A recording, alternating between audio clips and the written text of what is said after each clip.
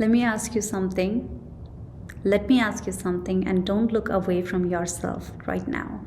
When did you first learn that your brightness was too much?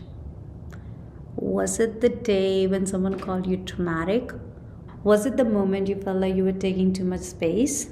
Or was it when you realized some people were only comfortable when you played small? And today we are undoing that. We are taking your energy off from low power mode and bringing it into the standard power mode. Hello everyone, welcome back to my channel where we talk about things that you guys have been shushing away, and I have to come here to help you and tell you that it's not okay to shush away. Do you know your body remembers when you shrink? And your body shows you signs even long before your mind does. So let me tell you something that still stings me when I say it out loud. Most people don't dim their energy because they're weak. They dim it because their nervous system learned that shrinking equals safety.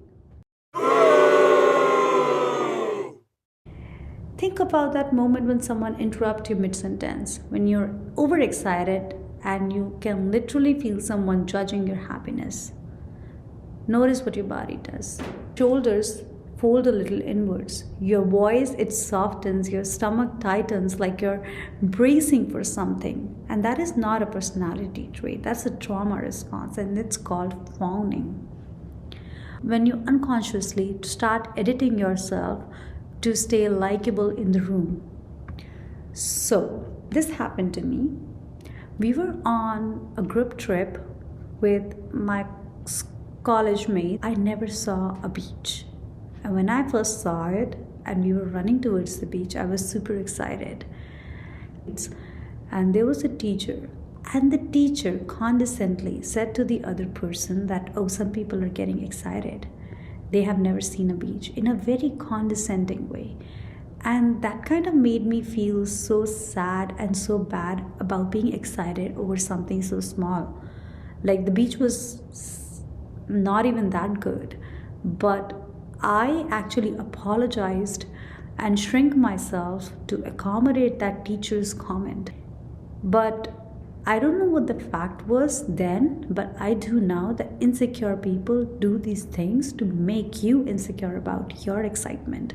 Emotional and expressive you, that version didn't disappear. You just got tired of not being met. Everyone met you with a anger that why are you being dramatic, or why are you being emotional or expressive. They never met you or emotional as emotions. And I want you to feel this in your body right now. Uncross your shoulder, lift up your chin, take one deep breath. Notice how the real you instantly return the moment you stop bracing for all the impacts, all the emotional impacts. You don't feel invisible, you feel unmirrored. People don't see you because they don't know how to see themselves. Not everyone have the emotional capacity to meet you. So let's get psychologically accurate for a second. Humans mirror based on their emotional bandwidth. If a person cannot even see their own needs, their dreams, their wounds, or their brilliance, how do you expect them to see yours? Some people are just surviving. They are not relating. Some people are protecting their fragile egos. They are not connecting. Some people are attracted to your light but are actually intimidated by your power. And some people only understand you when you're tired, when you're quiet, when you're agreeable, when you're small. So, if you think you're being punished, if you think you're being ignored, but half the time you have been choosing an audience that was never capable of seeing you or meeting you at the same bandwidth as you. So you lowered your energy, you lowered yourself to match people who were not even looking up. And now I am going to say something that may sting you. You learned to work extra hard for people who weren't even emotionally available in the first place. And you know what this does long term? It makes you start believing that you're too intense, that you're too sensitive, that your dreams are unrealistic, or your personality, it's a lot. No, babe.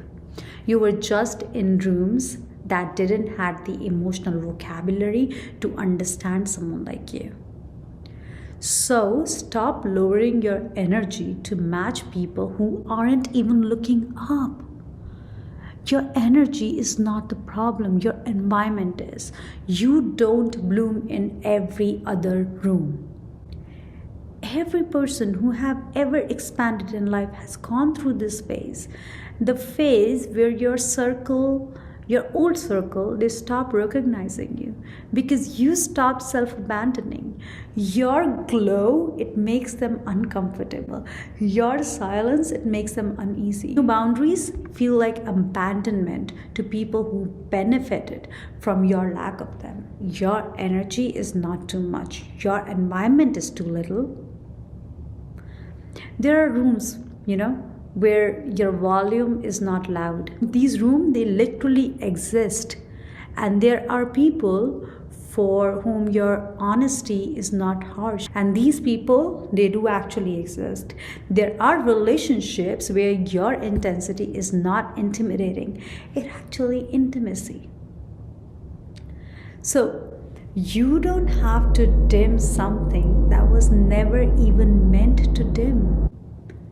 And if you have been feeling drained, if you have been feeling irritated, if you have been feeling unseen, underappreciated, it's not because you're wrong. It's because you have outgrown the version of you that used to tolerate all the crumbs.